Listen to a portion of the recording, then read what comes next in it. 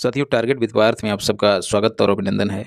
पिछली बार जो आंख वाली दृष्टि आई थी घटना चक्र की, तो उसमें सितंबर 2024 तक का ही करंट अफेयर्स था। उसके बाद इन्होंने कहा था कि जो हम बचा हुआ समय है, जिसमें अक्टूबर और नवंबर शामिल है, इसका करंट अफेयर्स अलग से दे देंगे। तो उसी वादे को पूरा करते हुए इन्होंने एक पतली सी मैगजीन टाइप की एक बुकलेट निकाली है, जिसमें लगभग दोनों महीनों का करंट अफेयर्स कवर कराया है। बहुत ही अच्छा कंटेंट दिया है और इसमें कई ऐसी रिपोर्टें शामिल हैं जहाँ से क्वेश्चन बन सकते हैं। और तुमने देखा होगा, अगर वो वीडियो देखी होगी तुमने, जिसमें मैंने पिछले 1 साल में जो भी पेपर आयोग ने कराए हैं उनको कवर कराया है, तो आप उसमें देखेंगे कि कई क्वेश्चन करंट अफेयर्स के उन रिपोर्टों को आधार बना के तैयार किए गए हैं, जो हाल फिलहाल में चर्चा में रही हैं। खैर, उन रिपोर्टों को तो मैंने वहीं पर स्पष्ट कर दिया है, जो भी बन सकते हैं क्वेश्चन मैंने वहीं पर बता दिया है। अब ये कुछ नई रिपोर्टें हैं, उनको हम लोग इसमें देख लेंगे, तो आगे काफ़ी इंपॉर्टेंट चीज़ें मिलने वाली हैं। वीडियो को लास्ट तक देखना। सबसे पहले, भाषाओं को शास्त्रीय भाषा का दर्जा देने की मंजूरी मिल गई है। कितनी भाषाओं को, ये संख्या भी याद रखनी है, 5। भारत एक बहुभाषी देश है, ठीक है। इनकी भूमिका भी देख लेते हैं हम। भारत एक बहुभाषी देश है, यहाँ पर अलग अलग भाषा बोलने वाले लोग हैं, तो इनकी भाषाओं को संरक्षित करने के लिए संविधान की 8वीं अनुसूची में कुल 22 भाषाएँ जो हैं वो संरक्षित की गई। तो ये तो हो गए लोगों की भाषाएँ। इसके साथ ही कुछ भाषाएँ ऐसी हैं जो काफ़ी पुरानी हैं और जिनका साहित्य में योगदान है, और या फिर कहें कि वो इन भाषाओं का आधार हैं। तो ऐसी भाषाओं को संवर्धित और संरक्षित करने के लिए सरकार क्या करती है, उन्हें शास्त्रीय भाषा का दर्जा देती है, जिसे क्लासिकल लैंग्वेज कहा जाता है। तो 3 अक्टूबर 2024 को ये डेट भी याद रखनी है। मोदी जी की अध्यक्षता में जो कैबिनेट थी, उसने 5 भाषाओं को दर्जा प्रदान करने को मंजूरी दे दी है। तो इन 5 भाषाओं को जो लोग बोलने वाले हैं, उनके बाप जो हैं वो प्रधानमंत्री बन गए हैं। तो इसी से याद कर लेना। बी का मतलब है बंगाली या बांग्ला, ए का मतलब है असमिया, और पी का मतलब है पाली, ये वाली, और दूसरे पी का मतलब है प्राकृत, और एम का मतलब है मराठी। तो कुल 5 भाषाएं हैं जिनको शास्त्रीय भाषा का दर्जा प्रदान करने की मंजूरी मिल गई है। अब इन भाषाओं का क्षेत्र देख लेते हैं। तो बिहार, उत्तर प्रदेश और मध्य प्रदेश, इन तीनों राज्यों में पाली और प्राकृत का इस्तेमाल होता था प्राचीन काल में। बौद्ध और जैन धर्म के समय हम लोग देखते हैं। मराठी का संबंध कहाँ से है, तो महाराष्ट्र से है। बांग्ला पश्चिम बंगाल में बोली जाती है, और असमिया असम में बोली जाती है, याद रखना। कुछ और महत्वपूर्ण फैक्ट हैं, उनको भी देख लेना है। मराठी भाषा का पहला ज्ञात शिलालेख नाड़े घाटा शिलालेख है, याद रखना। लगभग 2200 वर्ष पुराना है नाड़े घाटा शिलालेख। पूछा जाए किस भाषा से संबंधित है, तो ये मराठी भाषा का सबसे प्राचीन शिलालेख है। मराठी भाषा की सबसे पुरानी साहित्यिक कृति कौन सी है, तो गाथा सप्तशती। आप लोग पढ़ते होंगे इतिहास में सातवाहन, तो उसमें एक राजा हुआ करता था सातवाहनों में, हाल, उसकी रचना है गाथा सप्तशती। तो ये मराठी भाषा की सबसे पुरानी रचना है, याद रखना। ऐसे ही कुछ संत हुए हैं। संत ज्ञानेश्वर महाराष्ट्र में, नामदेव और तुकाराम, जिनको मैंने आपको बताया करंट अफेयर्स में, इनके नाम पर एक हवाई अड्डे का पुनर्नामकरण किया गया है। तो ये कुछ संत थे जिन्होंने इनको बढ़ावा दिया, अपनी रचनाओं के माध्यम से इस भाषा को बढ़ावा दिया। फिर है पाली भाषा, इसको भी आप इतिहास में पढ़ते हैं। ये सब चीज़ें तो इन्होंने दी हैं, अलग अलग मत दिए हैं, वो सब नहीं पढ़ने हैं। तो गौतम बुद्ध ने अपने उपदेशों में पाली भाषा का इस्तेमाल किया है, आप लोग इतिहास में पढ़ते हैं। इन्होंने त्रिपिटक, इनके समय में जो बौद्ध धर्म का प्रमाणिक साहित्य है वो त्रिपिटक कहा जाता है, जिसकी रचना पाली में ही की गई है। और त्रिपिटक में क्या क्या शामिल है, इतिहास में ये सब चीज़ें हम लोग पढ़े हैं, विनय पिटक, सुत्त पिटक और अभिधम्म पिटक। अब बात करते हैं प्राकृत भाषा की। तो ये भी जैन और बौद्ध धर्म के समय प्रचलन में थी। भगवान महावीर और महात्मा बुद्ध दोनों ने अपने उपदेश इन भाषाओं में दिए हैं। और संपूर्ण आगम साहित्य की रचना किस भाषा में की गई है, ये याद रखना। किस भाषा में की गई है, तो प्राकृत भाषा में की गई है। अब ये बात आपको बतानी है कि आगम साहित्य का संबंध किससे है, जैन से है या बौद्ध धर्म से है। राष्ट्रभाषा हिंदी भी प्राकृत अपभ्रंश की परंपरा से विकसित हुई है। अपभ्रंश क्या होता है, जो बोली होती है, भाषा होती है, उसका विकृत रूप। जैसे आप पूर्वांचल में आएंगे तो मोबाइल से मोबाइलिया कहने लगते हैं, हमारा मोबाइलिया कहाँ है, लैपटॉप से लैपटॉपिया कहने लगते हैं। तो ठीक ऐसे ही कुछ शब्दों का रूप जो है वो विकृत हो जाता है, जिन्हें अपभ्रंश कहा जाता है। तो ये फैक्ट है। इस तरह के प्रश्न जो है प्रायः सीसेट में पूछ लिए जाते हैं कि जो हिंदी भाषा है, हिंदी, वो किस भाषा के अपभ्रंश से विकसित हुई है, तो प्राकृत भाषा के अपभ्रंश से विकसित हुई है, याद रखिएगा। सम्राट अशोक के शिलालेखों में, सम्राट खारवेल के शिलालेखों में प्राकृत भाषा का इस्तेमाल किया गया है। असमिया भाषा ये असम की आधिकारिक भाषा है। असमिया, उसकी उत्पत्ति संस्कृत भाषा से हुई है, तो ये भी याद रखना। सीधे पूछ लिया जाएगा कि असमिया की उत्पत्ति किस भाषा से हुई है, तो संस्कृत भाषा से हुई है। बांग्ला भाषा की बात करें तो आपको पता ही है, ये पश्चिम बंगाल वाले क्षेत्र में बोली जाती है। तो राजा राम मोहन राय 19वीं शताब्दी में, ईश्वर चंद्र विद्यासागर, बंकिम चंद्र चट्टोपाध्याय, ये ऐसे लोग थे जिन्होंने अपने साहित्यों की रचना जो है बांग्ला भाषा में की। इसके साथ ही रविंद्रनाथ टैगोर जी, ये सब प्रख्यात साहित्यकार थे बांग्ला भाषा के। तो अब कुल कितनी भाषाएं हो गई हैं शास्त्रीय भाषाएं? तो 6 पहले से थी, 5 को और मंजूरी मिल गई, तो कुल 11 हो गई हैं। ये आंकड़ा याद रखिएगा। 6 भारतीय भाषाएं पहले वाली हैं, उनको अच्छे से याद कर लेना है। इन 6 में आपको पहली भाषा याद रखनी है। पहली तमिल थी। कब इसको दर्जा मिला था? 2004 में। दूसरी संस्कृत थी, 2005 में इसको दर्जा मिला था। ठीक है। फिर ओडिया, इसको 2014 में दर्जा दिया गया था। उसके बाद से कोई भी भाषा नई शामिल नहीं हुई थी शास्त्रीय भाषाओं में। उसके बाद सीधे 24 में 5 को शामिल करने की मंजूरी मिली है। तो इन 6 को भी ऐसे याद रख सकते हैं। कैसे? संस्कृत ये उत्तर भारत की हो गई, ठीक है। और बाकी आप इधर देखिए, तमिल और तेलुगु दोनों में ता है, दोनों आसपास की हैं। कन्नड़ और मलयालम, केरल और, मतलब 4 भाषाएं दक्षिण भारत की हैं, 2 उत्तर से हैं, जिसमें एक ओडिया और 6ठी संस्कृत हो गई है। इस तरह से याद रखिएगा। अच्छा, अब प्रश्न बन सकता है कि शास्त्रीय भाषा का दर्जा कैसे निर्धारित होता है, क्या मानदंड हैं उसके? तो साहित्य अकादमी जो है, उसमें एक समिति गठित की जाती है, उसके अधीन भाषा विशेषज्ञ समिति, लैंग्वेजिस्टिक एक्सपर्ट्स कमेटी। उसकी जो सिफारिशें होती हैं, उसके आधार पर ही शास्त्रीय भाषा का दर्जा दिया जाता है किसी भाषा को। याद रखना, कथन के रूप में इस तरह से क्वेश्चन बनाए जा सकते हैं।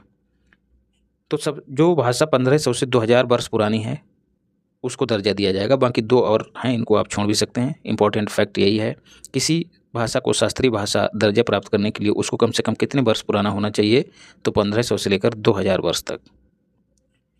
शास्त्रीय भाषाओं को बढ़ावा देने के लिए कुछ उपाय भी किए गए हैं, जैसे केंद्रीय संस्कृत विश्वविद्यालय अधिनियम 2020 के तहत 3 केंद्रीय विश्वविद्यालयों की स्थापना की गई है, जिसमें केंद्रीय संस्कृत विश्वविद्यालय नई दिल्ली और एक राष्ट्रीय संस्कृत विश्वविद्यालय तिरुपति। विकल्प में बनारस भी रहेगा, भ्रमित मत हो जाना।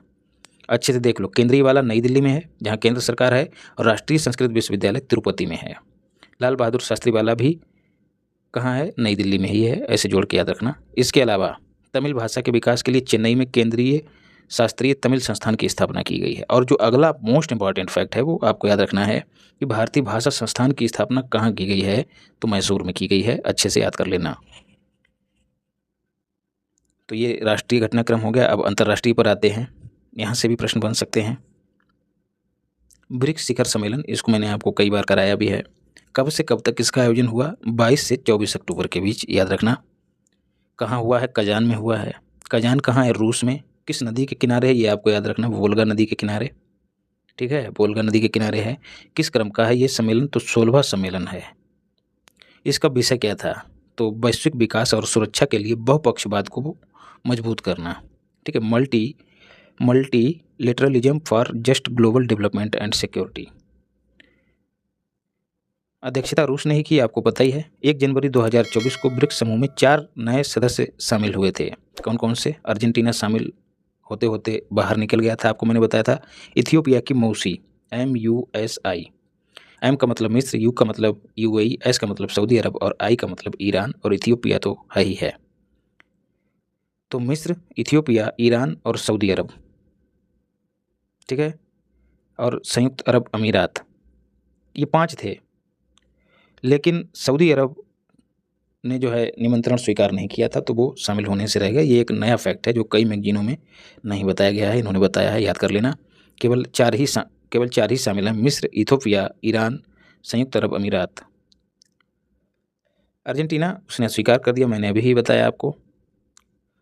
और जो समिट हुआ उसमें जो नेता आए हैं उनका विवरण इस तरह से है। ब्राज़ील के जो राष्ट्रपति हैं लूला डी सिल्वा, वो आए थे। रूस के राष्ट्रपति व्लादिमीर पुतिन, नरेंद्र मोदी भारत की ओर से, शी चिनफिंग, और दक्षिण भारत के राष्ट्रपति सिरिल रैम्फोसा, मिस्र के अल सीसी, इथियोपिया के अबी अहमद प्रधानमंत्री।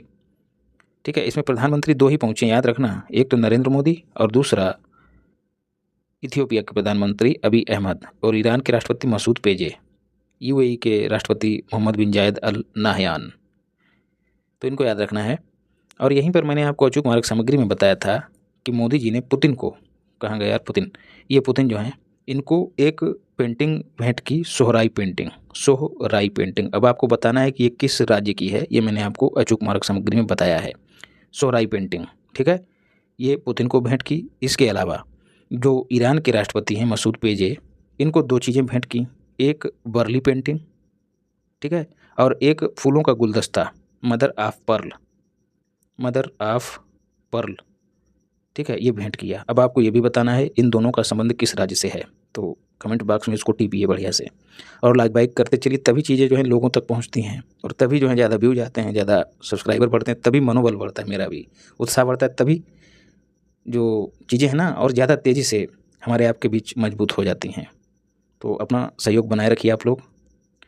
तो उपर्युक्त प्रतिभागियों के अतिरिक्त नाटो के सदस्य तुर्की ने पहली बार इसमें आमंत्रित अतिथि के रूप में भाग लिया, ये फैक्ट भी याद रखना है।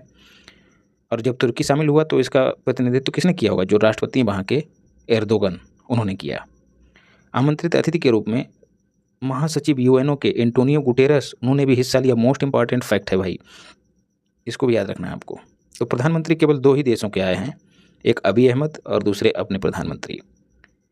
16वें ब्रिक्स शिखर सम्मेलन के समापन पर एक घोषणा पत्र जारी किया गया, जिसे कजान घोषणा पत्र कहते हैं। अच्छा, ये कहीं आपको किसी मैगजीन में नहीं दिया है कि कजान किस नदी के किनारे है। 18 अगस्त को अगला मोस्ट इंपॉर्टेंट फैक्ट है, ब्रिक्स भूगोल वेकता दिवस के रूप में स्थापित करने की पहल का स्वागत किया गया, याद रखिएगा। तो यदि पूछ लिया जाए कि ब्रिक्स जियोग्राफर्स डे कब मनाया जाएगा, तो 18 अगस्त मोस्ट इंपॉर्टेंट है। ये एक वार्षिक पेशेवर अवकाश है जो ब्रिक्स देशों में ही होगा, याद रखना, 18 अगस्त भूगोल वेदता दिवस। इसके साथ ही भागीदार देश नामक एक नई श्रेणी की स्थापना की गई, ठीक है। भागीदार देश ब्रिक्स समूह के पूर्ण सदस्य नहीं होंगे, ठीक है, ये केवल और केवल एक तरह से ऑब्जर्वर हैं। तो कुल 13 देश हैं जो भागीदार हैं, ठीक है। और भागीदार होने का फ़ायदा क्या है, अब जैसे कोई सम्मेलन हो रहा है, ठीक है, यहाँ लोग अपना खा पी रहे हैं, चर्चा कर रहे हैं, मीटिंग कर रहे हैं, भागीदार क्या कर रहे हैं, समझाने के लिए कह रहा हूँ, देख रहे हैं कि क्या हो रहा है, कैसे हो रहा है। तो आगे जब भी इनमें से कोई देश आगे बढ़ेगा कि हमें भैया मेंबर बना लो, तो उनको प्राथमिकता में रखा जाएगा, बजाय उसके जो भागीदार नहीं है, ठीक है। तो याद रखना, भागीदार देशों में पाकिस्तान नहीं है, ठीक है, ये फैक्ट अच्छे से याद कर लेना। 13 देश कौन कौन से हैं, एक तो अल्जीरिया हो गया है, अफ्रीकी देश, ठीक, दूसरा युगांडा हो गया है, और तीसरा नाइजीरिया। तो 3 देश अफ्रीका से हो गए हैं, और 2 तान हो गए हैं, पाकिस्तान नहीं है, याद रखना। एक तो कजाकिस्तान और दूसरा उज्बेकिस्तान, पाकिस्तान नहीं है, ना ही अफगानिस्तान है। फिर क्यूबा को विशेष रूप से याद रखना, ठीक है। तुर्की तो अभी मैंने बता ही दिया है, ये नाटो का सदस्य है तुर्की, इसलिए इम्पॉर्टेंट है। बेलारूस तो अपने जहन में डाल लेना, वियतनाम भी है। 2025 में ब्रिक्स की अध्यक्षता ब्राज़ील द्वारा की जाएगी, ठीक है। अब कई होशियार लोग जो हैं वो कहेंगे कि इसकी जो अध्यक्षता है वो इस ऑर्डर पर होती है, पहले ब्राज़ील, फिर रूस, फिर इंडिया, फिर चाइना। तो होशियार लोग कहेंगे कि अभी रूस में भी है तो अब इंडिया में होनी चाहिए, लेकिन नहीं, इस बार वाली 16वें वाले अधिवेशन सम्मेलन की ही अध्यक्षता ब्राज़ील में होने को थी, लेकिन वहाँ पर G20 समिट हो गया। इस वजह से ब्राज़ील ने कह दिया भैया हमारे बस की बात नहीं है, ये आप करा लीजिए। तो रूस ने कराया। तो भले ही ब्राज़ील रूस से पहले है, लेकिन अगला जो समिट है वो यहीं पर आयोजित होगा 2025 में, याद रखना। 17वां ब्रिक्स शिखर सम्मेलन भी ब्राज़ील में ही होगा, ये मैंने बता ही दिया है। भारत ने क्या क्या महत्वपूर्ण काम किए वहाँ पर जाकर, तो प्रधानमंत्री ने भारत का प्रतिनिधित्व किया। दम्मू रवि जो है भारत के शेरपा थे, ये नाम भी याद रखना। और विदेश मंत्री एस जयशंकर तो रहेंगे ही रहेंगे, ये फैक्ट भी याद रखना। ब्रिक्स की बात करें तो ये इंटर गवर्नमेंटल ऑर्गेनाइजेशन है। पूर्ण सदस्य के रूप में कुल 9 शामिल हैं, ठीक है। ब्राज़ील, रूस, भारत, चीन, दक्षिण अफ्रीका, ये तो पहले वाले हैं। 4 और हैं, मिस्र, इथियोपिया, ईरान और UAE, ठीक है। सऊदी अरब इसमें शामिल नहीं है, याद रखना। अर्जेंटीना पहले ही बाहर हो गया था। और जो अगला फैक्ट है जो प्रायः पूछ लिया जाता है, जिसे आपको याद रखना है कि विश्व की 45% जनसंख्या का प्रतिनिधित्व ब्रिक्स करता है, ठीक है। दूसरा, ग्लोबल GDP में ब्रिक्स देशों की हिस्सेदारी लगभग 38 या 37% है। तो 45% पॉपुलेशन, 37% जनसंख्या, बहुत इंपॉर्टेंट फैक्ट है। अब नोबेल पुरस्कारों को देख लेते हैं। आपको पता है नोबेल फाउंडेशन के द्वारा ये दिए जाते हैं, 1901 से दिए जाते हैं। अर्थशास्त्र का नोबेल पुरस्कार स्वेरिजिस रिक्सबैंक, जो कि स्वीडन का केंद्रीय बैंक है, उसने इनकी स्थापना की थी 1968 में। लेकिन अर्थशास्त्र का पहला नोबेल कब दिया गया था, पहला नोबेल 1969 में दिया गया था 2 लोगों को। अब अर्थशास्त्र का नोबेल देखते हैं। 14 अक्टूबर को दिया गया। कुल 3 अर्थशास्त्रियों को दिया। मैं आपको बताता हूँ, मोगलू के 2 बेटे हैं, दो सन है, कौन से, एक जॉनसन और दूसरा रॉबिन्सन, और मोगलू तो हो ही गए। तो मोगलू के 2 सन हैं, उनको दिया गया है। काहे के लिए दिया गया? जो इंस्टीट्यूशंस हैं उनके गठन और आर्थिक समृद्धि पर उनके प्रभाव पर इन्होंने शोध किया है। जैसे संस्थाएं होती हैं ना, जैसे भारत में ही संस्थाएं हैं, विभिन्न आयोग हैं, ये सब हैं। कहा है कि कैसे ये इकोनॉमिक जो ग्रोथ है उसको प्रभावित करते हैं, इस पर इन्होंने शोध किया है। मोगलू और रॉबिन्सन, ठीक है, इन्होंने, अच्छा, मोगलू ने अपने बेटों के साथ पुस्तकों की भी रचना की है। तो मोगलू ने रॉबिन्सन के साथ 2-3 पुस्तकें लिखी हैं, उनमें से आपको 2 याद रखनी है, वाई नेशंस फेल और दूसरा है नैरो कॉरिडोर। तो ये तो मोगलू ने रॉबिन्सन के साथ लिखी है, और दूसरा मोगलू ने अपने दूसरे सन के साथ, क्या नाम है उनका, जॉनसन, उनके साथ मिलकर एक किताब लिखी जिसका नाम है पावर एंड प्रोग्रेस। ठीक है, मोगलू ने, Johnson baby oil and powder भी तुमने देखा होगा, सुना होगा। वो क्या करता है, बच्चे की प्रोग्रेस करता है। ठीक है, मैं उसकी प्रोग्रेस की बात नहीं करता, सुंदरता की प्रोग्रेस, ऐसा लोग मानते हैं, इसलिए उसको तवज्जो देते हैं। तो मोगलू को जॉनसन, पावर और प्रोग्रेस, ऐसे याद रखना है। किताबें इंपॉर्टेंट हैं, पूछी जा सकती हैं। शांति का नोबेल की बात करें तो ओस्लो में दिया जाता है, एकमात्र नोबेल है जो ओस्लो में दिया जाता है, बाकी सब कहाँ दिए जाते हैं, स्टॉकहोम में दिए जाते हैं, स्वीडन की राजधानी स्टॉकहोम। कैसे याद रखना है, ओस्लो में ओ है और ओ का मतलब है ओम, और ओम के साथ क्या होता है, शांति। तो जो शांति का नोबेल है वो कहाँ दिया जाता है, ओस्लो में। यह पुरस्कार निहोन हिंडाक्यो को दिया गया है, एक जापानी संगठन है, याद रखना। ठीक है, और जो न्यूक्लियर वेपन्स हैं उनसे मुक्त विश्व की प्राप्ति के लिए इसने जो काम किए हैं, उन कामों की सराहना करने के लिए यह पुरस्कार दिया गया है निहोन हिंडाक्यो को। यह लोगों का संगठन है जो हिरोशिमा और नागासाकी जो परमाणु हमला हुआ था उसमें बच गए थे 1945 में। जापानी भाषा में हिबाकुशा किसे कहा जाता है, जीवित बचे हुए लोगों को ही हिबाकुशा कहा जाता है। साहित्य का नोबेल किसे दिया गया है, दक्षिण कोरियाई एक लेखिका हैं हान कांग, उन्हें दिया गया है, और यह पहली दक्षिण कोरियाई लेखिका हैं, इंपॉर्टेंट है। इनके देश का नाम भी याद रखना है। ठीक है, जो शांति का हुआ नोबेल या फिर साहित्य का हुआ, इनके देश भी आपको अच्छे से याद रखने हैं। नोबेल साहित्य पुरस्कार जीतने वाली ये पहली एशियाई महिला भी बनी है। अब आपको यहाँ पर बताना है कि भारत दक्षिण एशिया में आता है या दक्षिण पूर्व एशिया में आता है। फटाक से बताइए कमेंट बॉक्स में। दक्षिण पूर्व एशिया में आता है। जो लोग बताएंगे उनको मैं रिप्लाई दूंगा। हांगकांग ने यह पुरस्कार उनके गहन काव्यात्मक गद्य के लिए दिया है। मानव जीवन की उन्होंने नाजुकता को उजागर किया है। इनका एक प्रसिद्ध उपन्यास है दी वेजिटेरियन, बहुत अच्छा उपन्यास है, अच्छे से याद रखना। हांगकांग, इसे इंटरनेशनल बुकर प्राइज भी मिला है 2016 में दोस्तों। अब रसायन विज्ञान के नोबेल की बात करें तो ये 9 अक्टूबर को दिया गया, घोषणा की गई इसकी। बेकर, हस्बिस और जम्पर, इन्होंने प्रोटीन के क्षेत्र में एक खोज की है। प्रोटीन के रहस्यों को उजागर करने के लिए इन्होंने कंप्यूटिंग और आर्टिफिशियल इंटेलिजेंस की मदद ली है। ठीक है, तो प्रोटीन के रहस्यों को खोजा है। तो कैसे याद रखेंगे, प्रोटीन को पाकर बेकार पड़ा हस्बिस भी जंप करने लगा, ऐसे याद रखना। बेकार हस्बिस भी जंप करने लगा प्रोटीन पाकर। प्रोटीन आपको पता है जल और कोशिकाओं में सबसे प्रचुर मात्रा में पाया जाने वाला अणु है। जल कोशिकाओं में सबसे प्रचुर मात्रा में पाया जाने वाला अणु है। इसके बाद अगर कोई दूसरा स्थान रखता है तो वो अमीनो एसिड्स हैं, और प्रोटीन का निर्माण इन्हीं अमीनो एसिड्स के माध्यम से होता है। इसकी खोज किसने की थी, कैंड्रयू और पेरूट जी ने की थी। इस खोज के लिए इन्हें रसायन का नोबेल मिला था, याद रखना। ये दोनों नाम याद रखना, कैंड्रू और पेरू। भौतिक विज्ञान का नोबेल किसे दिया गया, तो ये 8 अक्टूबर को इसकी घोषणा हुई। ठीक है, दिए तो दिसंबर में जाएंगे। किसे दिया गया, हाफ फील्ड और जियोफ्री को दिया गया है। मैंने आपको बताया था फिजिक्स, तो फिजिक्स में ही फील्ड भी होता है और जियोफ्री। ठीक है, फिजिक्स इसी में देखिए, जियोफ्री में ही छिपा है फिजी, ऐसे जोड़ के याद रखना। और फील्ड आप देख ही रहे हैं, विद्युत चुंबकीय क्षेत्र जैसे टर्म जो हैं फिजिक्स में ही आते हैं, इलेक्ट्रोमैग्नेटिक फील्ड। तो फील्ड और जियोफ्री इन दोनों को दिया गया है। काहे के लिए दिया गया है, आर्टिफिशियल न्यूरल नेटवर्क, जैसे हमारे माइंड में न्यूरॉन्स होते हैं वैसे ही न्यूरॉन्स का एक नेटवर्क इन्होंने विकसित किया है मशीन लर्निंग को सक्षम बनाने के लिए। जो मशीनें होती हैं उनको किस तरह से आदमी की जैसा सोचना सिखाया जाए। ठीक है, जैसे अभी तक हम लोग एआई को पढ़ते थे, तो एआई में क्या है, एआई इंसानों की तरह सोच नहीं सकती है। ठीक है, जितना उसको बता देंगे, लेकिन इन्होंने एक कदम आगे बढ़ने का प्रयास किया है। तो यहीं पर कृत्रिम तंत्रिका नेटवर्क को इन्होंने परिभाषित कर दिया है। ये क्या है? कंप्यूटर को सीखने में और मानव के समान निर्णय लेने के लिए उसे सक्षम बनाना, ये एक उपाय है, याद रखना। अब ट्यूरिंग अवार्ड की बात करते हैं तो ये किसे मिला है? जियोफ्री को, जो भौतिकी का नोबेल पाए हैं, उन्हें ट्यूरिंग अवार्ड मिला है 2018 में। तो बस इतना याद रखना कि नोबेल प्राइज इन कंप्यूटिंग इसे कहा जाता है। तो कंप्यूटिंग का नोबेल किसे कहा जाता है? ट्यूरिंग अवार्ड को। चिकित्सा का नोबेल 7 अक्टूबर को देने की घोषणा की गई। दोनों वैज्ञानिक अमेरिका के हैं। एम्ब्रियो गैरी, ठीक है, गैरी मतलब गोरा, एम्ब्रियो मतलब भ्रूण का प्रारंभिक चरण, ठीक है, जब निषेचन हो जाता है, भ्रूण बच्चा होता है, तो उसी को एम्ब्रियो कहा जाता है। आप लोग साइंस में पढ़ते भी हैं। तो जो गोरा एम्ब्रियो है उसे किसी चिकित्सा की आवश्यकता नहीं है, वो सब ठीक ठाक है, वो ठीक है। तो इन्हें माइक्रो आरएनए की खोज के लिए चिकित्सा का नोबेल देने की घोषणा की है, याद रखिएगा। अच्छा, अब ये क्रम भी आपको याद रखना है। तो सबसे पहले हमारा जीवन किससे संबंधित है? बायोलॉजी से। तो सबसे पहले घोषणा बायोलॉजी की हुई। फिर हम लोग पढ़ते हैं फिजिक्स। फिजिक्स के बाद प्रायः आम बोलचाल की भाषा में क्या आता है? केमिस्ट्री, पीसीएम होता है ना, पीसीएम फिजिक्स केमिस्ट्री मैथ। तो यह पी जो है बायो से रिप्लेस कर दीजिएगा। तो बायोलॉजी, फिजिक्स और केमिस्ट्री, और अंत में है अर्थशास्त्र, याद रखिएगा।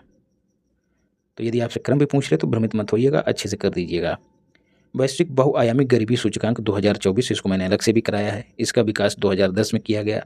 इसके द्वारा Oxford poverty and human development initiative और इसके साथ यूएनडीपी, इन दोनों ने किया है। एसडीजी 1 जो गरीबी उन्मूलन से संबंधित है, उसकी प्रगति को मापा जाता है इसके जरिए, याद रखिएगा। MPI, multi dimensional poverty index, 17 अक्टूबर को जारी किया गया यूएनडीपी और ओफी के द्वारा। इसका विषय क्या है? याद रखना, संघर्ष के मध्य गरीबी, ठीक है। जो देश संघर्षरत हैं, परस्पर लड़ रहे हैं, उनमें गरीबी का आलम क्या है, ये इसका केंद्रीय विषय है। कुल 112 देशों पर रिसर्च किया गया और कहा गया कि इन देशों के 1.1 बिलियन लोग जो हैं गंभीर बहुआयामी गरीबी से ग्रस्त हैं, याद रखिएगा। और कहा गया है कि वैश्विक स्तर पर लगभग 28% बच्चे गरीबी की स्थिति में निवास कर रहे हैं। और कहा गया है कि ये जो 1.1 बिलियन है ना पूरे विश्व में, उनमें से 48% उप सहारा अफ्रीकी क्षेत्र में निवास करते हैं, 35% जो है दक्षिण एशिया में निवास करते हैं। फिर से बताइए कि भारत किस में आता है? दक्षिण एशिया में कि दक्षिण पूर्व एशिया में? और कहा गया है रिपोर्ट में कि जो संघर्ष से प्रभावित देश हैं उनमें जो गरीबी है, जो एमपीआई है, मल्टी पॉवर्टी है, वो सामान्य देशों की तुलना में 3 गुना ज़्यादा है भैया, 3 गुना ज़्यादा।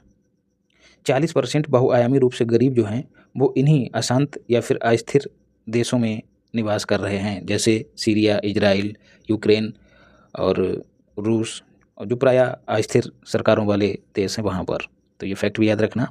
और यहाँ पर इन्होंने गरीबों की सर्वाधिक संख्या वाले शीर्ष देश दिए हैं, जिसमें भारत पहले स्थान पे है, ठीक है। 234 मिलियन, जो अभी ऊपर बात हुई ना 1.1 बिलियन, उसमें से 234 मिलियन जो हैं वो भारत से हैं, याद रखिएगा। ये आंकड़ा भी याद रखना, 234 मिलियन। दूसरा स्थान पाकिस्तान का है, तीसरा इथियोपिया का है। 3 ही याद कर लीजिएगा। ये जो 5 देश हैं, कहा है कि जो 1.1 बिलियन है उनमें से आधी जनसंख्या जो है इन्हीं में निवास करती है, लगभग 48% इन्हीं देशों में निवास करती है। वैश्विक बहुआयामी गरीबी सूचकांक की रचना 3 आधारों पर की जाती है और 10 संकेतक होते हैं। 3 आधार कौन कौन से हैं? एक तो स्वास्थ्य हो गया, दूसरा शिक्षा और तीसरा जीवन स्तर, माफ़ कीजिएगा।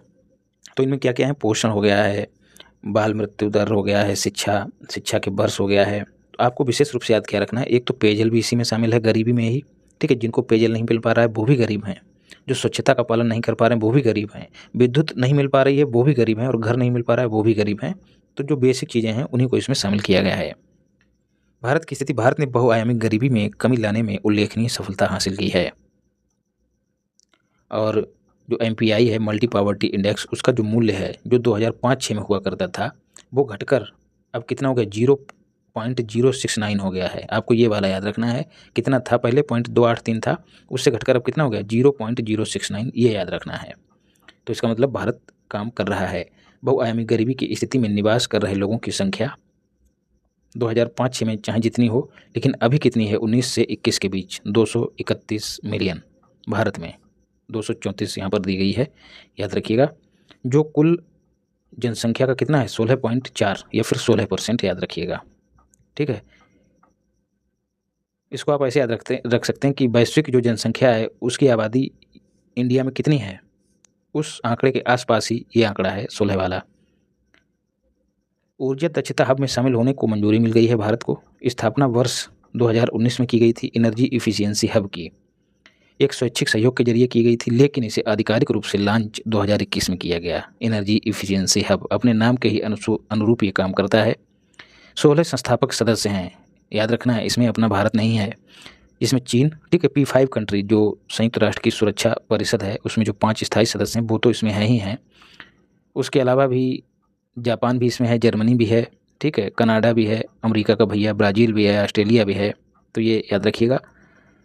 इसका सचिवालय जो है वो पेरिस में है। 3 अगस्त को मोदी जी की अध्यक्षता में जो कैबिनेट है उसने लेटर ऑफ इंटेंट पर साइन कर दिए हैं। और जो भारत का ऊर्जा दक्षता ब्यूरो है, ब्यूरो ऑफ एनर्जी इफिशियंसी, ये इम्प्लीमेंटिंग एजेंसी के रूप में काम करेगा। तो इससे क्या फ़ायदे होंगे भारत को?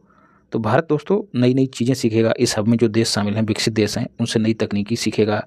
भारत को एक वैश्विक स्तर पर पहचान मिल जाएगी। देखिए पाकिस्तान इसमें शामिल नहीं है, भारत को एक वैश्विक स्तर पर पहचान मिलेगी। सब्सक्राइब भी करना जो लोग नए हैं, और लाइक तो अभी कर दो। तो पहला है, भारत के लिए राष्ट्रीय स्वास्थ्य लेखा अनुमान 2021-22 जो है वो जारी किए गए हैं। ये इनका 9वां संस्करण है, आपको ये भी याद रखना है।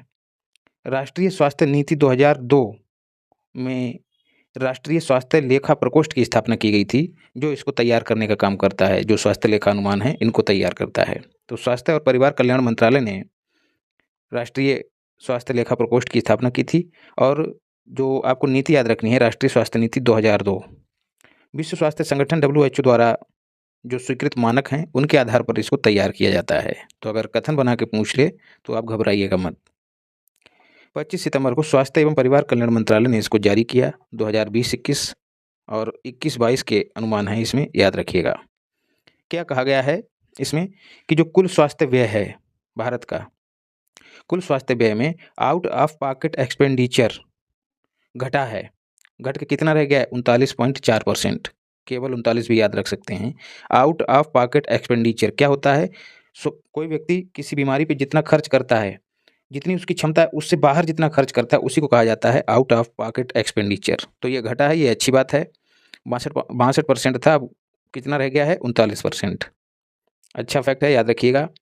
कहा गया है इस दौरान जो GDP है उसमें सरकारी स्वास्थ्य व्यय की हिस्सेदारी बढ़ी है। कथन बना दे तो भूलिएगा मत, बढ़ी है, और बढ़कर कितनी हो गई है 21-22 में? 1.84%। फिर है कुल स्वास्थ्य व्यय में सरकारी व्यय का हिस्सा। पीछे तो हमने GDP का हिस्सा, GDP में हिस्सेदारी देखी थी स्वास्थ्य व्यय की। अब हम कुल व्यय में स्वास्थ्य व्यय कितना है सरकार का, तो 48% है, ये भी बढ़ा है।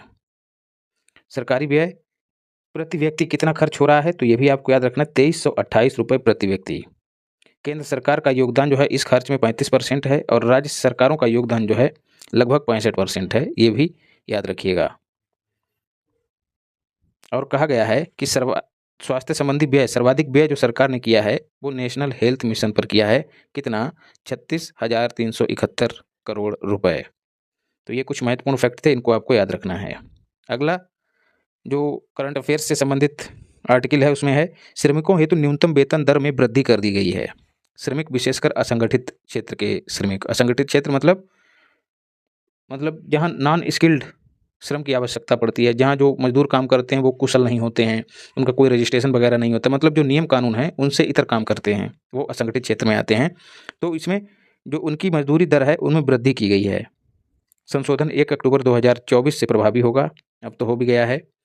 और कहा गया है कि केंद्रीय क्षेत्र के जो प्रतिष्ठान हैं, जैसे भवन निर्माण, माल लादने उतारने, ये सब काम करने वाले जो केंद्रीय क्षेत्र के प्रतिष्ठानों में काम करते हैं श्रमिक, उनकी मजदूरी को संशोधित किया गया, ना कि जो खेतों वगैरह में अपने यहाँ लोकल में लोग काम करते हैं। और कहा गया है कि अकुशल क्षेत्र में काम करने वाले श्रमिकों को क्षेत्र ए में, क्षेत्र भी डिसाइड किया, क्षेत्र ए में उनकी जो मजदूरी है न्यूनतम वो 783 रुपये प्रतिदिन हो जाएगी। और यदि माह की बात करें तो 20,358 रुपये प्रति माह। इतना पैसा अगर मिलने लग जाए तो फिर मजदूरों की मौज ही हो जाए, लोग नौकरियों की तैयारी ही ना करें। औद्योगिक श्रमिकों हेतु उपभोक्ता मूल्य सूचकांक में 6 महीने की औसत वृद्धि के आधार पर 2 बार परिवर्तनशील महंगाई भत्ते को संशोधित करती सरकार। अब बात करते हैं रबी फसलों के न्यूनतम समर्थन मूल्य की। मोस्ट इंपॉर्टेंट है भाई। 16 अक्टूबर को मोदी जी की अध्यक्षता में जो आर्थिक मामलों की मंत्रिमंडलीय समिति है उसने इनकी घोषणा की है। तो यदि पूछ लिया जाए कि आर्थिक मामलों की मंत्रिमंडलीय समिति की अध्यक्षता कौन करता है, ऑप्शन में वित्त मंत्री भी रहेगा, और मोदी जी भी रहेंगे, प्रधानमंत्री भी। तो याद रखिएगा मोदी जी उसकी अध्यक्षता करते हैं। तो इसने घोषणा की कब? 16 अक्टूबर को। ठीक है, 16 अक्टूबर को क्या मनाया जाता है? विश्व खाद्य दिवस, इसलिए इस दिन को और याद रखना। ठीक है, और एमएसपी फसलों से संबंधित है और फसलें क्या हैं? खाद्यान्न से संबंधित हैं। एमएसपी के तहत सर्वाधिक वृद्धि जो है वो रेपसीड और सरसों में की गई है। कितनी? 300 रुपये प्रति क्विंटल, याद रखिएगा। गेहूं में 150 रुपये प्रति क्विंटल। ये विपणन सत्र कौन सा? 25-26। और कुल कितनी फसलों का एमएसपी जारी किया जाता है? 22 फसलों का। ये भी खूब पूछा जाता है। और देख लेते हैं गेहूं का कितना भाव हो गया है एमएसपी 25-26 के लिए 2425 रुपये। वृद्धि कितनी हुई है? 150 रुपये, याद रखिएगा। मसूर कितना हो गया है? 6700 रुपये। वृद्धि कितनी हुई है? 300 रुपये। अभी हम पीछे पड़े हैं। मसूर में 300 नहीं, रेपसीड में, एक मिनट में ही भूल गया हूँ। सर्वाधिक रेपसीड में 300 रुपये वृद्धि हुई है। तो रेपसीड और सरसों में 300 रुपये की वृद्धि हुई है। कितना हो गया है एमएसपी? 5950 रुपये प्रति क्विंटल। मसूर का 6700 रुपये। तो गेहूं और मसूर, इनकी आपको वृद्धि भी याद रखनी है। गेहूं और सरसों, माफ़ कीजिएगा, गेहूं और सरसों में जो वृद्धि हुई है 150 और 300 रुपये की, ये भी याद रखनी है। इसके साथ ही इनका एमएसपी भी याद रखना है, 2425 रुपये और 5950 रुपये। और ये जो एमएसपी में वृद्धि की गई है, ये अखिल भारतीय औसत उत्पादन लागत के कम से कम 1.5 गुना स्तर पर की गई है, जिसकी घोषणा 2018-19 के बजट में की गई थी। ये फैक्ट भी याद रखिएगा कि जो एमएसपी है उसका निर्धारण जो है लागत के 1.5 गुना मूल्य के आधार पर होगा। ये फैसला किस बजट में लिया गया था? तो केंद्रीय बजट 2018-19 में। कुल 22 फसलें हैं, जिनमें से 14 खरीफ की हैं, 6 रबी की हैं और 2 वाणिज्यिक फसलें हैं। 22 कैसे याद रखना है? संविधान की जो अनुसूची जिसमें भाषाएं दी गई हैं, अनुसूची 8 में कितनी भाषाएं हैं? 22। मूल रूप से कितनी थी? 14। तो 14 बेस में रखना। खरीफ हैं, 6 रबी हैं और 2 वाणिज्यिक हैं। अच्छा, अब जो गणना की गई उत्पादन लागत है, उसमें कौन कौन से खर्च शामिल होते हैं? तो वो सारे खर्च आप शामिल कर लीजिए जो किसी फसल को तैयार करने में होते हैं। जैसे मजदूरी लगती है, श्रम लगता है, बैलगाड़ी लगती है, मशीनों का ह्रास भी होता है, कार्यशील पूंजी पर ब्याज भी गणना की जाएगी। अब ट्रैक्टर चल रहा है तो ट्रैक्टर घिस रहा है, उसका ह्रास भी काउंट किया जाएगा। बाकी सब तो आप अपने विवेक से देख सकते हैं, लेकिन कुछ जो है वो आपको याद रखने हैं। पट्टे पर अगर भूमि ली गई है, उसका किराया भी काउंट किया जाएगा, मशीनों का मूल्य ह्रास भी काउंट किया जाएगा, और जो कार्यशील पूंजी है उस पर ब्याज भी काउंट किया जाएगा, और पारिवारिक श्रम का मूल्य भी काउंट किया जाएगा। तो जो मूल्य निकलेगा उसका 1.5 गुना एमएसपी निर्धारित किया जाएगा। ये फैसला 2018-19 के बजट में किया गया था, याद रखिएगा। भारत की अक्षय ऊर्जा 200 गीगावाट के पार हो गई। ये मोस्ट इंपॉर्टेंट है, क्योंकि हम सबको पता है कि भारत ने 2030 तक 500 गीगावाट जो ऊर्जा है वो गैर नवीकरणीय स्रोतों से पाने का लक्ष्य रखा है, आप सबको पता है। तो इसमें से 200 गीगावाट हम अभी पार कर चुके हैं। ये बहुत ज़रूरी है। नवीन और नवीकरणीय ऊर्जा मंत्रालय ने 10 अक्टूबर को ये आंकड़ा जारी किया और कहा है कि जो अक्षय ऊर्जा आधारित बिजली उत्पादन क्षमता है वो 201.45 गीगावाट हो गई है। मोस्ट इंपॉर्टेंट है भाई ये फैक्ट, इसको अच्छे से याद कर लेना। कुल उत्पादन क्षमता जो कि कितनी हो गई है हमारी? 452.69 गीगावाट। एक मिनट, 452.69 गीगावाट तक पहुंच गई है। ये भी याद रखना है। हमारी जो विद्युत उत्पादन क्षमता है वो कितनी हो गई? 452.69। और हमने जो लक्ष्य अभी पा लिया है 201.45 गीगावाट का, वो कुल स्थापित क्षमता का कितना है? 46.3%। ये भी याद रखिएगा। तो ये 2 फैक्ट आपको अच्छे से याद रखने हैं।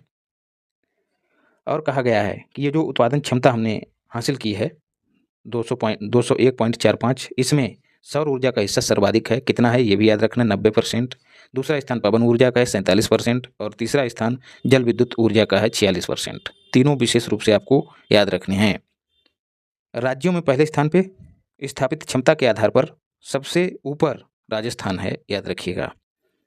इसके साथ ही दूसरा स्थान गुजरात का है और तीसरा स्थान तमिलनाडु का है। अब आपको बताना है कि उत्तर प्रदेश का चौथा स्थान है, किसी मैगजीन में नहीं दिया गया है।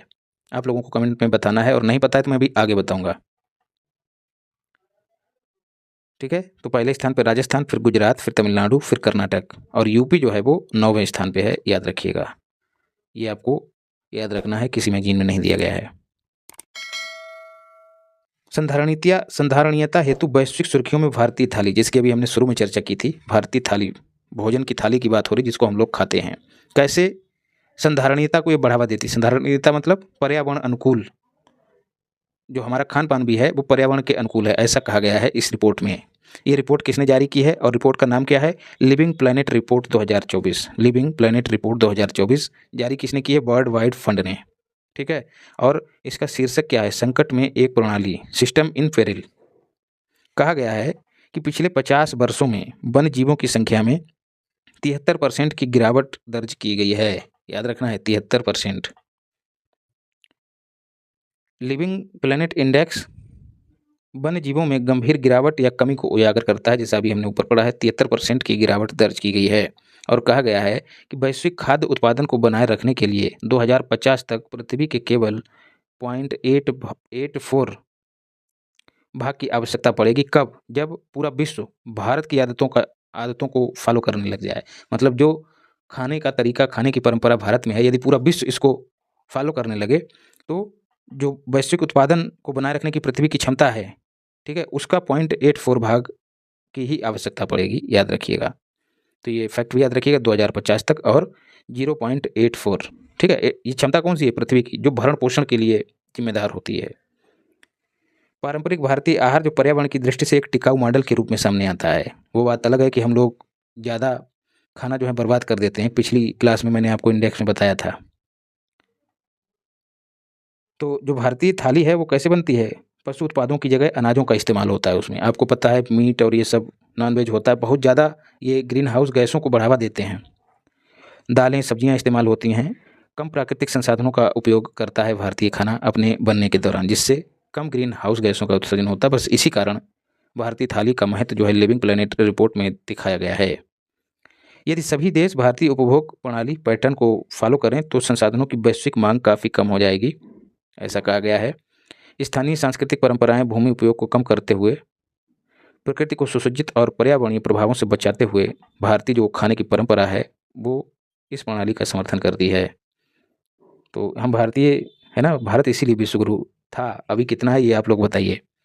2021 में वर्ष 2023 को अंतर्राष्ट्रीय मिलेट वर्ष घोषित किया गया।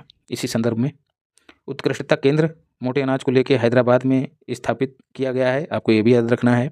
और उत्पादन से जुड़ी प्रोत्साहन योजना, ठीक है, production linked scheme, PLI scheme, उत्पादन के संदर्भ में 22-23 से 2026-27 तक मिलेट आधारित उत्पादों हेतु 800 करोड़ रुपए की मंजूरी दी गई है। याद रखिएगा, तो ये पैसा भी याद रखिएगा, 800 करोड़ रुपए।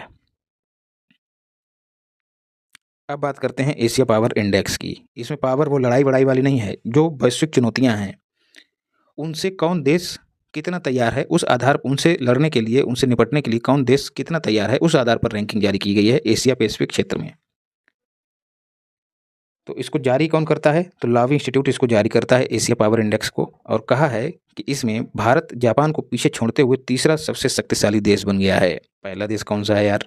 पहला USA है, दूसरा चीन है और तीसरा अपना प्यारा भारत महान।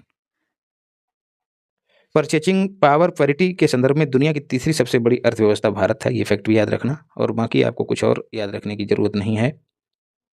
लाओबी इंस्टीट्यूट द्वारा 2018 में एशिया पावर इंडेक्स लॉन्च किया गया था, जो एशिया प्रशांत क्षेत्र में पावर की स्थिति को दर्शाता है। तिमोर लिस्ते इस इंडेक्स में पहली बार शामिल किया गया है, ये बात भी याद रखना। और आसियान का भी तिमोर लिस्ते चौथा सदस्य देश बन गया है, 11वां बन गया है, ये भी याद रखना, और इसकी राजधानी है दिल्ली। अब वैज्ञानिक परिदृश्य को देखते हैं। भारत ट्रैकोमा मुक्त घोषित किया गया। 8 अक्टूबर 2024 को WHO द्वारा इसकी घोषणा की गई। दक्षिण पूर्व एशिया का भारत तीसरा देश बन गया है। पहला देश कौन सा है? नेपाल, दूसरा देश म्यांमार और तीसरा भारत हो गया है। अब आप बताइए कि भारत किस क्षेत्र में आता है? दक्षिण पूर्व एशिया क्षेत्र में आता है या दक्षिण एशिया में आता है? ठीक है, यहाँ पर संदर्भ की बात की गई है। अब आप ये सोचें कि यहाँ पर बताया गया है कि भारत दक्षिण पूर्व एशिया में आता है, नहीं, वो क्षेत्र के आधार पर बताया गया है। भारत सहित 21 देश यह उपलब्धि प्राप्त कर चुके हैं। ट्रैकोमा एक आंख का रोग है जिसमें पलकें जो है वो अंदर की ओर ऐसे आंख है, इस पर जो पलकें हैं वो अंदर की ओर फोल्ड होने लगती हैं और धीरे धीरे ये जो समस्या है ये अंधेपन की ओर बढ़ जाती है और व्यक्ति अंधा हो जाता है। तो ये जो ट्रैकोमा है ये जीवाणु जनित एक रोग है जो क्लैमाइडिया ट्रैकोमैटिस नामक बैक्टीरिया से होता है, याद रखिएगा। और सबसे पीड़ादायक स्थिति तब होती है जब कार्निया क्षतिग्रस्त हो जाती है और व्यक्ति को अंधापन की समस्या हो जाती है। ट्रैकोमा को उपेक्षित उष्णकटिबंधीय रोग के रूप में वर्गीकृत किया है WHO ने। मतलब क्या है कि जो उष्णकटिबंधीय क्षेत्र है इसमें जो देश हैं वो ट्रैकोमा को उसकी उपेक्षा किए हुए हैं, उस पर काम नहीं किए हैं, इसीलिए WHO ने इसको उपेक्षित नेग्लेक्टेड ट्रॉपिकल डिजीज घोषित किया है, ये भी याद रखिएगा। और जो मैंने आपको शुरू में बताया कि WHO किसी देश को किसी बीमारी से मुक्त कब घोषित करता है, जब वह बीमारी पिछले 3 वर्ष से उस देश में उसका एक भी मामला ना रिकॉर्ड किया गया हो या फिर ना के बराबर मामला रिकॉर्ड हुआ हो, तब उसको घोषित किया जाएगा उस बीमारी से मुक्त देश। ट्रैकोमा उन्मूलन के WHO ने प्रयास किए हैं 1993 में एक सेफ रणनीति को अपनाया था WHO ने, याद रखिएगा। यदि पूछ लिया जाए कि सेफ स्ट्रेटजी किससे संबंधित है तो WHO की ट्रैकोमा उन्मूलन की रणनीति है जिसे 1993 में अपनाया गया था। ट्रैकोमा के वैश्विक उन्मूलन की नई समय सीमा कितनी रखी गई है? 2030 WHO ने रखी है। इतनी ही समय सीमा एड्स की भी रखी है, ठीक है, एड्स। और इतनी ही समय सीमा WHO ने TB उन्मूलन की भी रखी है वैश्विक स्तर पर, यह भी याद रखिएगा। ट्रैकोमा उन्मूलन में भारत ने क्या क्या प्रयास किए? 1963 में राष्ट्रीय ट्रैकोमा नियंत्रण कार्यक्रम लॉन्च किया था। इसके बाद राष्ट्रीय नेत्रहीनता और दृष्टि हानि नियंत्रण कार्यक्रम 1976 में शुरू किया था, जो कि 100% केंद्र प्रायोजित है, ये भी याद रखिएगा। अब संक्षिप्तियों को देख लेते हैं।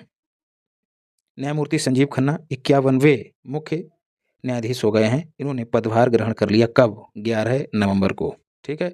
महीना भी 11 है और दिन भी 11वां है, और 11 का एक अलग महत्व होता है अपने यहाँ जो अनुष्ठान वगैरह होते हैं, इसलिए एक शुभ दिन पर इन्होंने पद ग्रहण किया, याद रखिएगा। स्थान लिया DY चंद्रचूड़ का। आशीष खन्ना जो हैं इंटरनेशनल सोलर अलायंस के नए महानिदेशक नियुक्त किए गए हैं और इन्होंने स्थान लिया है अजय माथुर का। मोस्ट इंपॉर्टेंट नियुक्तियां हैं भाई।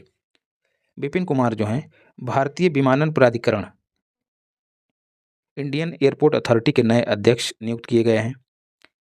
TB नरेंद्रन जो हैं वो WSA के वर्ल्ड स्टील एसोसिएशन के नए अध्यक्ष बने हैं। TB नरेंद्रन ये इस पर पद पर पहुंचने वाले दूसरे भारतीय हैं।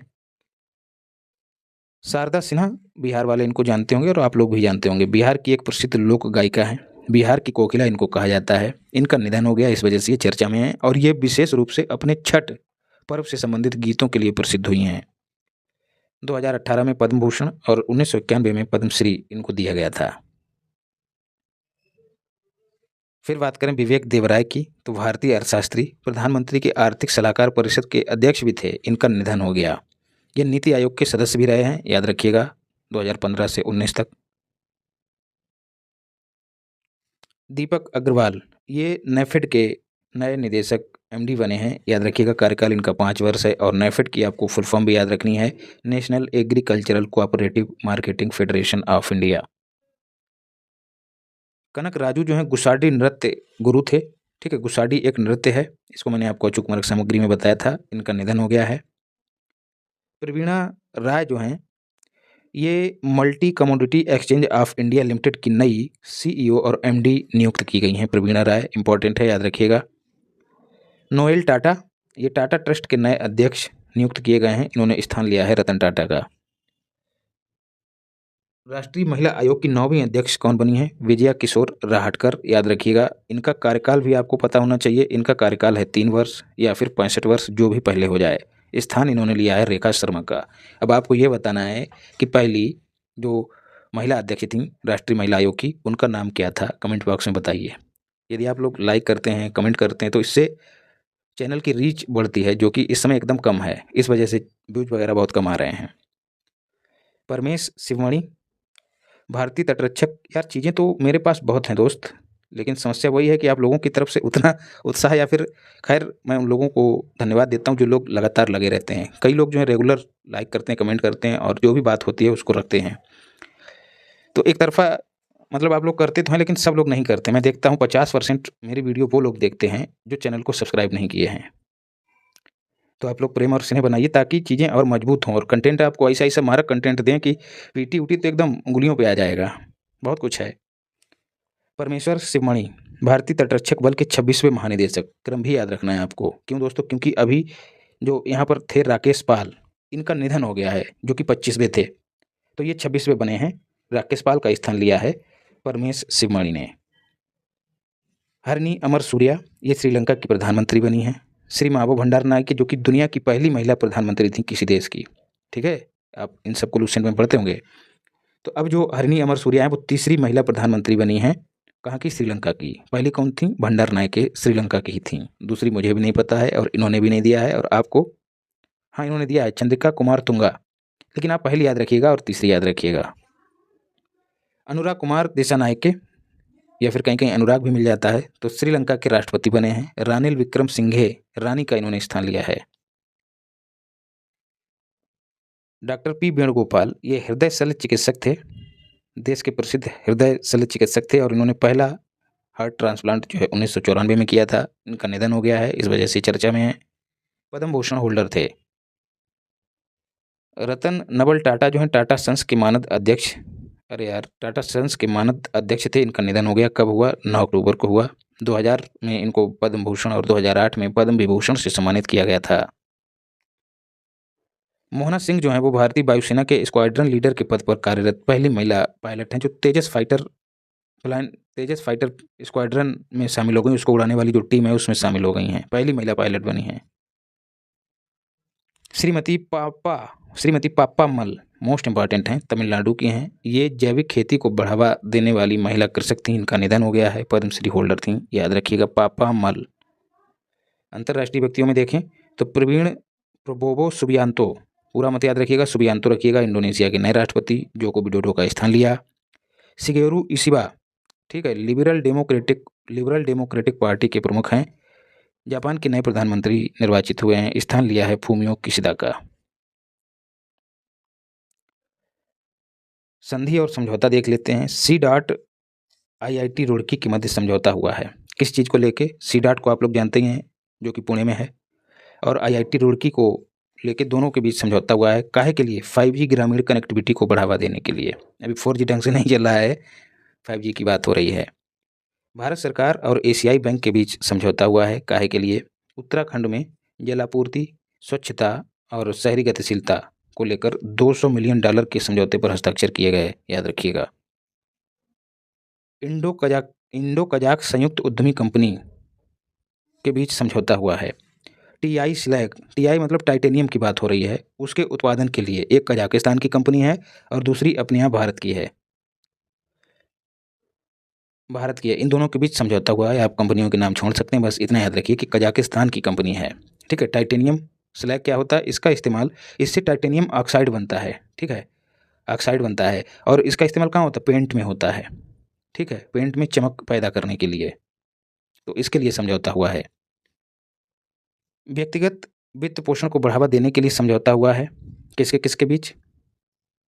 दीनदयाल अंत्योदय योजना, राष्ट्रीय ग्रामीण आजीविका मिशन और 10 बैंकों के बीच। इन 10 बैंकों में 9 जो हैं सार्वजनिक क्षेत्र की हैं और एक जो है वो निजी क्षेत्र की है। उसका नाम आपको याद रखना है, IDBI बैंक लिमिटेड।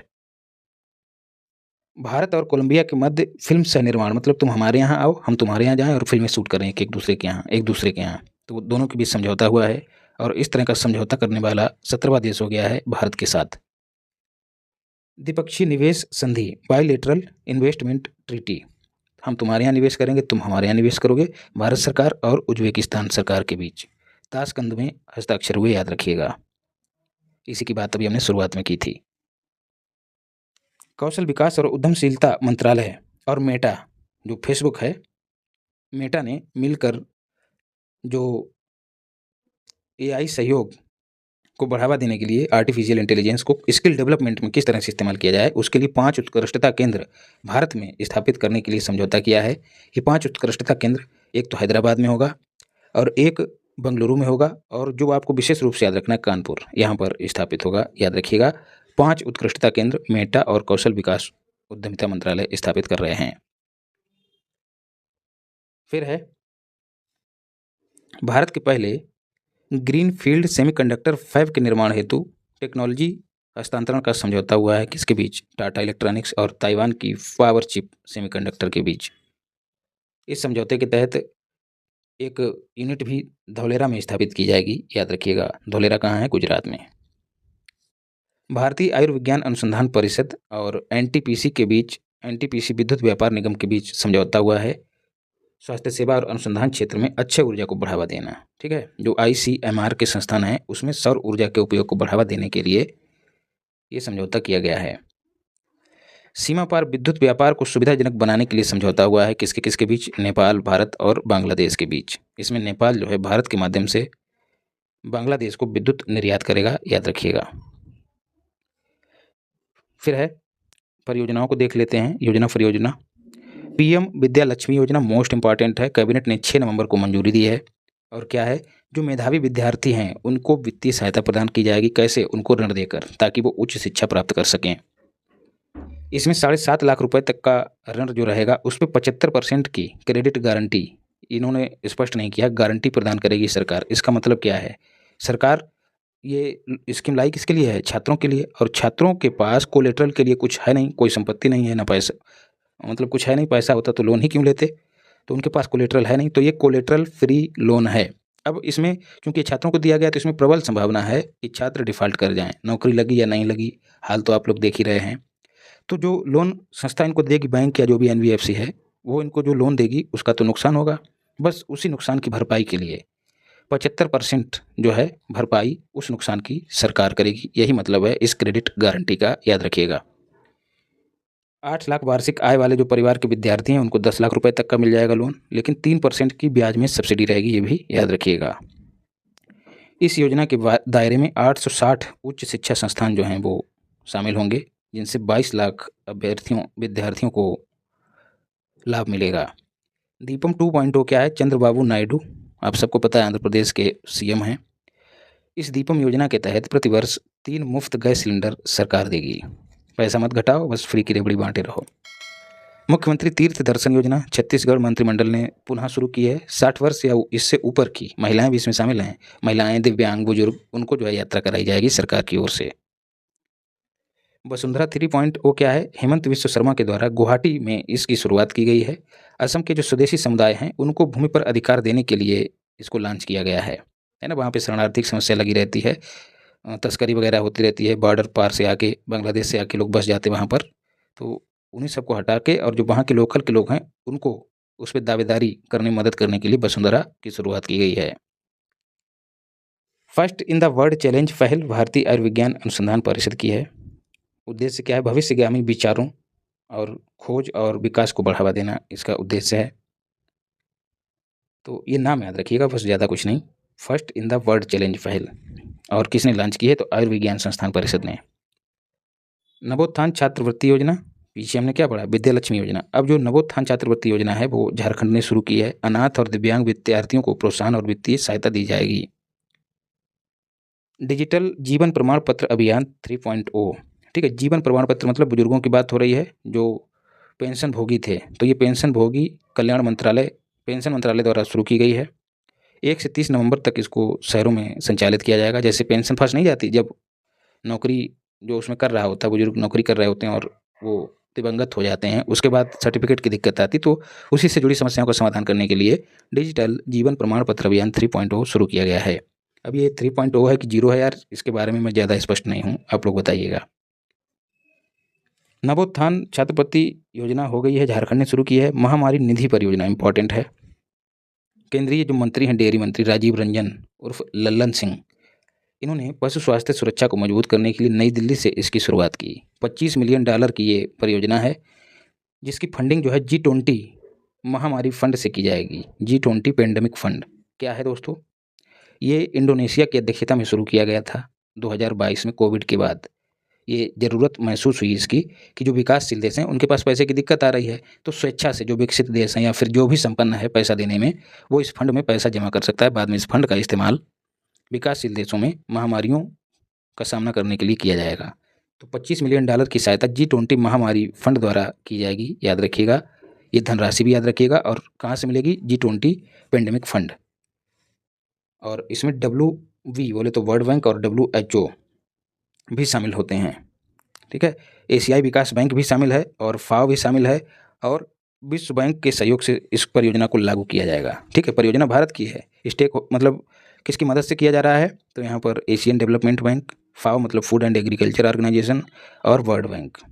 लेकिन पेंडेमिक फंड की बात करें तो उसमें वर्ल्ड बैंक और WHO ही शामिल हैं, याद रखिएगा।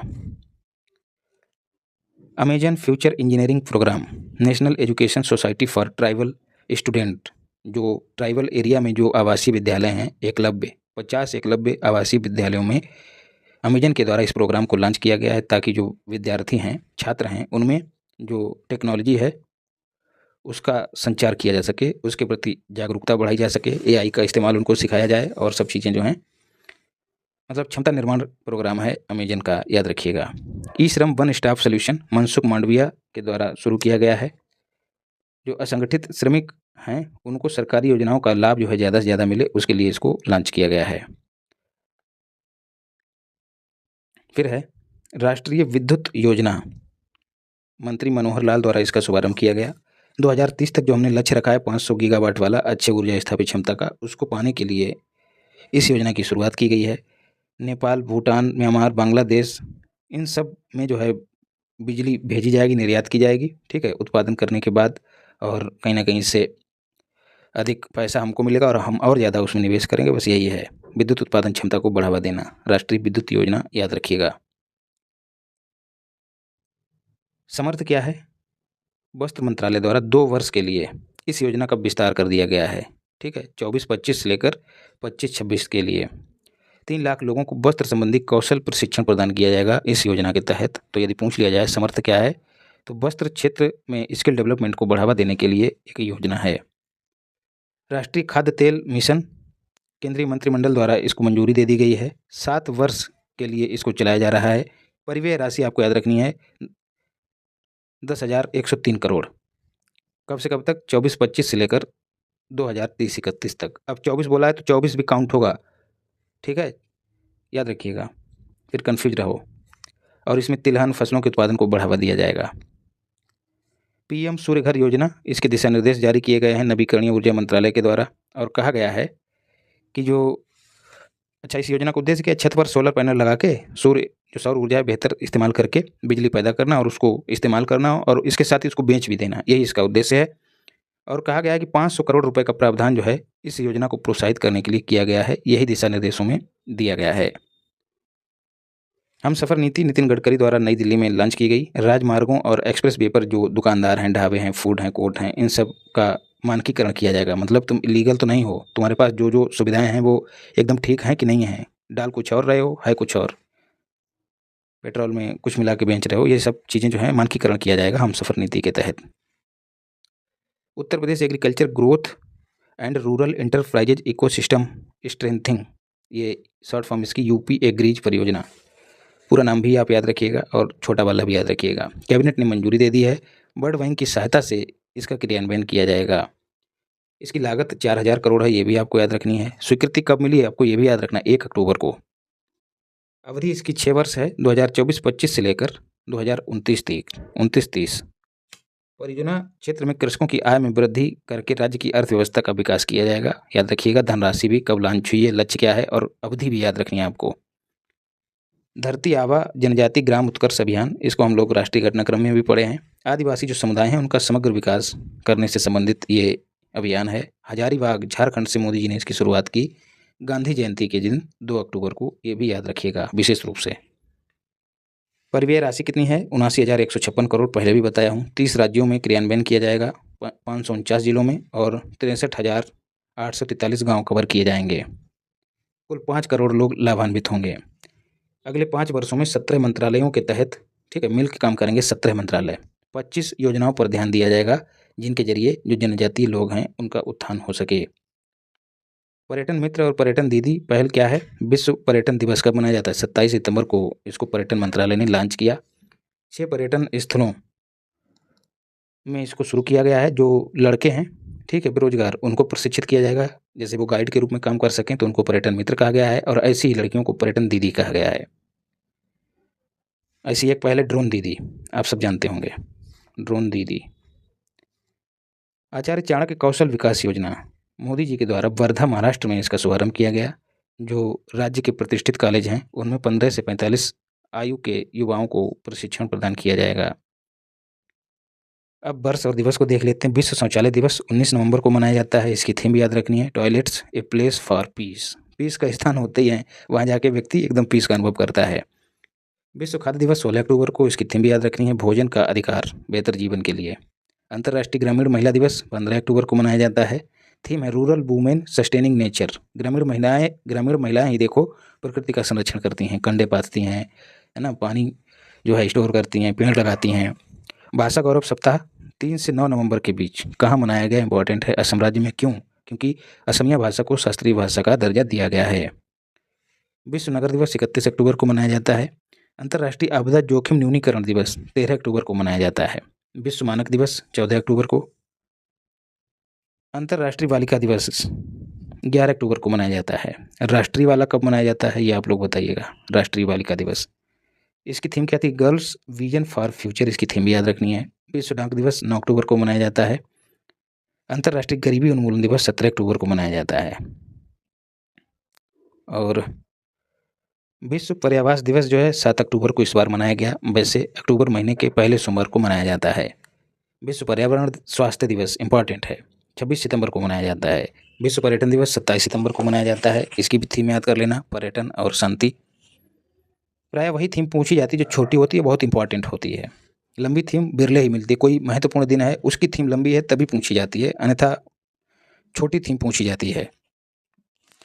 विश्व शिक्षक दिवस 5 अक्टूबर को मनाया जाता है। ठीक है, वैल्यूइंग टीचर वॉइसेस इसकी थीम है, आपको इसकी थीम भी याद रखनी है।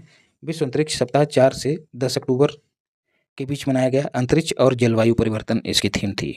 और राष्ट्रीय अंतरिक्ष दिवस कब मनाया जाता है ये आप लोग कमेंट बॉक्स में बताइए। अंतर्राष्ट्रीय वृद्धजन दिवस 1 अक्टूबर को मनाया जाता है। विश्व डायबिटीज दिवस 14 नवंबर को। राष्ट्रीय एकता दिवस 31 अक्टूबर को।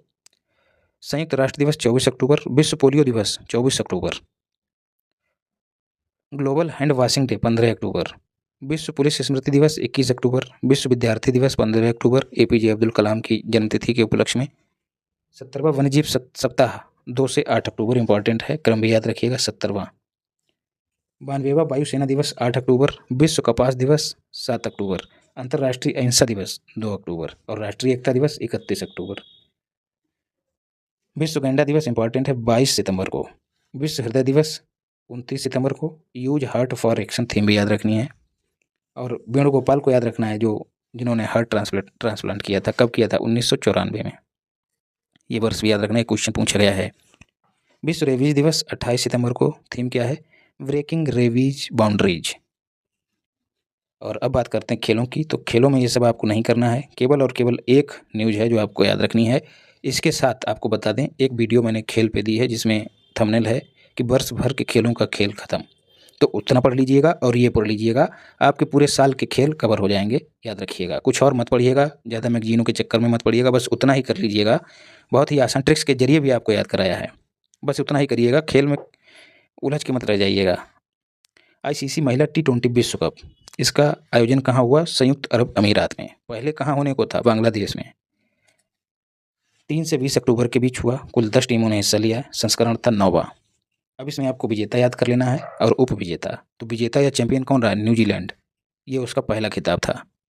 और उप विजेता दक्षिण अफ्रीका था, याद रखिएगा। तो इस तरह से, और क्या याद रखना है, इस T20 विश्व कप का खिताब जीतने वाली चौथी टीम बनी है न्यूजीलैंड। 6 खिताबों के साथ ऑस्ट्रेलिया सबसे सफल टीम है। तो पूछा जाए सबसे ज़्यादा बार किसने T20 महिला वर्ल्ड कप जीता है, तो ऑस्ट्रेलिया ने किएगा। तो इस तरह से दोस्तों ये पूरी दृष्टि 2.0 कंप्लीट हो गई है। पिछली वाली पढ़ लीजिएगा और इसको पढ़ लीजिएगा। और पिछली वाली के काफ़ी वीडियो मैंने उपलब्ध कराए हैं, इसी प्लेलिस्ट में है, उनको देख लीजिएगा। टेलीग्राम चैनल है इसी नाम से, उसको सर्च कर लीजिएगा, वहाँ पर उसकी PDF भी मिलेगी हैंड रिटेन। और जो संबंधित जानकारी है और जो भी चीज़ें रहती हैं करंट अफेयर्स की चर्चा में, उनको इस चैनल पर आपको उपलब्ध करा दिया जाएगा। तो वीडियो लाइक करिए, जो लोग नए हैं वो सब्सक्राइब करें और शेयर भी करें। मिलते हैं अगली क्लास में। धन्यवाद। राधे राधे।